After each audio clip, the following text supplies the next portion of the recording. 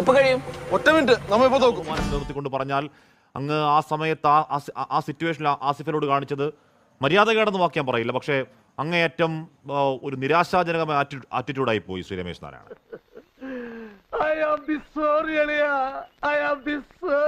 ആസിഫിനെ എനിക്ക് സത്യമായിരുന്നു, ആസിഫിനെ എനിക്ക് മൈൻഡ് ചെയ്യാൻ പറ്റിയില്ല. I am so sorry. ഞാനതാണ് വെരി മച്ച് അങ്ങ് ആസിഫ് അലിയെ മൈൻഡ് ചെയ്യുന്നേയില്ല, അങ്ങ് ആസിഫ് അലിക്ക് ഒരു ഷേക്ക് ഹാൻഡ് കൊടുക്കുന്നില്ല എന്ന് പറഞ്ഞാൽ ആസിഫ് അലി എന്ന ഒരു മനുഷ്യൻ അവിടെ എക്സിസ്റ്റ് ചെയ്യുന്നുണ്ടെന്ന് അങ്ങ് അറിയുന്നത്, അങ്ങ് നടിക്കുന്നതേ ഇല്ല, അങ്ങ് അറിയുന്നത്. എൻ്റെ തെറ്റ് തന്നെയാണത്. ഐ ആം അക്സെപ്റ്റ് മൈ തെറ്റ്. അച്ഛന്റെ അച്ഛൻ എല്ലാവരും ബുദ്ധിജീവികളായിരുന്നു. പക്ഷെ ഇതിന്റെ ഇടയ്ക്ക് ഒരു മന്ദബുദ്ധി ഉണ്ടല്ലോ, അല്ലെങ്കിൽ താൻ ഉണ്ടാവില്ലല്ലോ. എൻ്റെ മൈ തെറ്റ് എന്താ അപ്പം അത് സ്വീകരിക്കുക, അത്രേ എനിക്ക് പറയാനുള്ളൂ. I am